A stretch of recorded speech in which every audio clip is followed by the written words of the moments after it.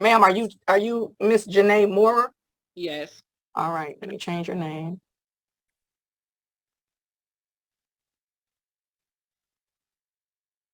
Ms. Moore, we've had a very difficult time engaging you on Zoom. I believe you're going to have to start coming to court in person. You're running I'm over to a friend's house to stay not too far from where I'm at, so I had walked over here and used his Wi-Fi just to Okay. make sure, because the Zoom was saying it was good on my end. No, it wasn't good. It Okay. wasn't good. So this is 2 days I've had difficulty bringing you in. All I'm telling you, I was walking over here. ma'am, you can't, don't, no. Just listen. In order to attend court on Zoom, you have to have sufficient internet connection. Otherwise, you have to come in person. It's just as simple as that. I don't need an explanation. You just have to come in person. But I'm ready to proceed on Mora. This is case number 224456501. The people of the state of Michigan versus Jeanette Mora. The defendant is charged with 1 count of assault or assault and battery. And today is the date set for a pretrial conference. Appearance, please. For the record, Your Honor, Christina Ritter on behalf of the people. Ms. Moore, please state your name for the record. Janae Moore. Ms. Moore, you indicated to the misdemeanor and felony defender's office that you did not wish the representation of a court-appointed attorney, correct? Yes. And so are you going to represent yourself, ma'am? Yes. How do you wish to proceed? Going forward. I'm not guilty. How do you wish to proceed? Not guilty. Court is going to enter a not guilty plea. Set the matter for final pretrial conference. Court is going to set a final pretrial conference June 14th at 9:00 a.m. Discovery should be submitted to Ms. Moore by May 15th. Ms. Moore, you need to make your information available to the prosecutor so that she will know where to send the link for the discovery. Ms. Moore, please understand that I am not your lawyer. I will not assist you in this matter. I will not assist you with understanding legal concepts, legal terms, or legal procedure. If you are going to represent yourself, it is incumbent upon you to know those things. I am not your lawyer, nor am I the people's lawyer. I am the judge. I will not assist you in any way, shape, or form. Do you understand? Yes. All right.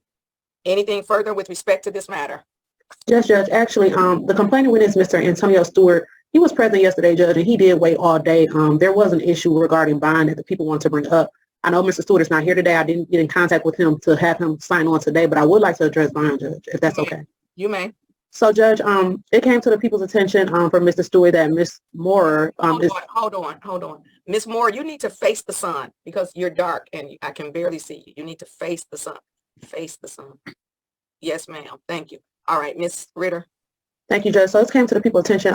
Mr. Stewart did contact the prosecutor's office last week and indicated that Ms. Moore is still trying to contact him. There's been allegations of Ms. Moore coming to Mr. Stewart's home, pouring gasoline on his car, violating the no contact order, Judge. So the people would like the court to address that the no contact order is still in effect with this case, and there is absolutely no contact between Ms. Moore and Mr. Stewart. The people did make it clear to Mr. Stewart that no contact order is mutual. So, Judge, the people use this as notice to Ms. Moore that there are allegations that there is still contact, and if it continues, then the people will move forward with filing an emergency bond motion. Oops. Ms. Moore, what is your response? Your Honor, Antonio Stewart has stole my vehicle, and I got proof of that video and brought my vehicle back to me when I called him and asked him to bring me back my vehicle. And all of this happened after he had me arrested. All of this happened after. My question to you is, what is your response to Ms. Ritter indicating that you have engaged contact with Mr. Stewart? I have been trying to talk to Mr. Stewart so that he can drop this matter. I have. Ma'am, that is illegal. Okay. If you have any contact with Mr. Stewart, I am going to revoke your bond and I'm going to place you in jail. Okay. Not only is it illegal, it is witness tampering. It is interfering with a criminal prosecution. And you have violated all of those things by contacting Mr. Stewart.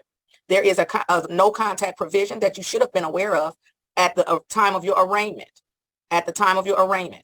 Your Honor, you have chosen, listen to me, please, since you have chosen to represent yourself and you didn't have legal counsel, you sat on this Zoom and admitted to a criminal activity. Let me just inform you of that. I don't know why you don't want a lawyer, but it probably would benefit you, because had you had a lawyer, your lawyer would probably have prevented you from on the record saying that you have violated the court's no contact order, that you have violated the law, that you have attempted to dissuade a witness from prosecuting the case. All of those things are criminal and they are felonies. You are to have absolutely no contact with Mr. Stewart in any shape or form. You cannot contact him directly, nor can you have anyone contact him on your behalf. Do you understand? Yes, Your Honor. Can I speak, Your Honor? It's okay for him to contact me because Ma'am, let me say this to you. You are the only defendant in this courtroom. The no contact order is mutual. If you believe that Mr. Stewart is contacting you, then you need to listen. Ma'am, are you going to interrupt me, or are you going to let me be the judge today? Do you want to be the lawyer and the judge, or are you just? No, Your Honor, I just want to be able to speak too. But you're not going to speak over me. Now, again, as I've indicated to you, it is incumbent upon you, if you're going to represent yourself, to know courtroom decorum, to understand courtroom procedure. It is incumbent upon you. Not you nor any lawyer is going to interrupt me. When I am speaking, I am speaking. As I indicated, if you believe that Mr. Stewart is contacting you, then you need to notify the prosecutor's office and they will bring it to the court's attention. However, Mr. Stewart is not in danger of having his bond revoked, nor is Mr. Stewart in danger of being in jail at this time. If he contacts you in violation of the no contact provision, then the court will hold a show cause hearing. But if you contact him back, you are in violation of the court's order. Do you understand, Ms. Moore? Yes, I do. All right. Now, what is it that you wish to say to the court? I pretty much said it, Your Honor. He contacted me, and we did communicate, and we did have sexual intercourse since all of this. And that you felt that was appropriate to say? No, I'm just letting you know that that's what. I'm glad you said it, though. Let's send this over to I'm just trying to explain what's going on, Your Honor. You cannot, ma'am, listen. Your Honor, you keep, when you allow me to speak, Your Honor, I'm trying to say this with all much respect. When you allow me to speak, you're over talking me, Your Honor. Oh, you're over talking me. And let me say this, if any time during this process, I decide to over talk you because I'm not going to let you go on and on, at the point that I start speaking and I tell you to stop, you're going to stop. Ms. Ritter, were you aware that these individuals had a relationship that requires the case to be moved to Judge Garrett? Judge, the people have just been made aware of this at this moment. So I was not previously aware of the relationship between Ms. Moore and Mr. Stewart. Then, Madam Clerk, can you call next door and get a date for me? See if they have a date. Mr. Jackson Norman, you're not going to be able to comb your hair on court. You're not going to be able to. Stop, Mr. Jackson Norman. Stop. Let your locks fall down. I thought it was kind of rude to have my hair in my face. I don't care if Mr. Jackson Norman, stop interrupting me. You know you've been on here enough times to know that. Madam Clerk, is anyone next door? Because I'm going to transfer this case to Judge Garrett, and we do need to let them know that she's representing herself. Yes? Y'all don't get a case. Okay. Did you need a date, or I'm on the phone with the clerk next door, so I need a date for a final pretrial conference. I need a date for it. Okay. The clerk asked the judge, so I'm waiting on the judge to give me the date. Oh, I thought the judge wasn't here today. Who was the judge? I thought he wasn't coming back until Friday. It's the day Friday. Judge Garrett is here. Okay, so I need a date for final pretrial. The complaining witness already appeared and the defendant is representing herself.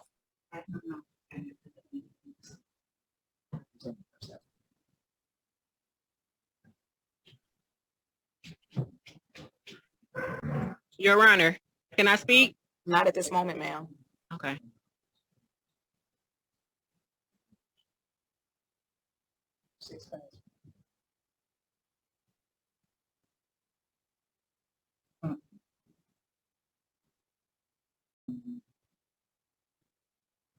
Okay, they've taken longer than I anticipated. Yes, ma'am. My vehicle. I got it.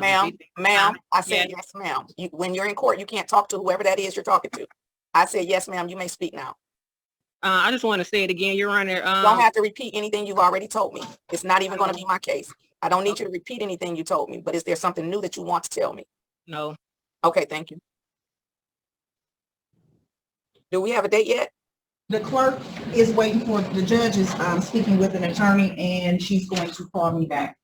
When has that ever happened before? Okay, and I'm gonna give a date. I'm gonna just give a date in a minute, Okay. but okay, I'll okay. Your Honor, I do have a quick question. Where can I send in like proof? Like I have footage of him still in my vehicle. He's on a video still in my vehicle. Where can I send it to? As I indicated before, if you are going to represent yourself, it is incumbent upon you to know the process and the procedures. As I indicated previously, I am not going to help you in any way, shape, or form. I Okay. indicated to you that you need to get your information to the prosecutor so that the prosecutor may contact you with the discovery. Okay. If you're going to represent yourself, then you need to know how to engage the prosecutor. All right, I'm going to pass on to Mr. Jackson Norman's case while I wait for a date. And then Ms. Stevenson, are you all ready for the cases that are in person? Yes, Your Honor, we are.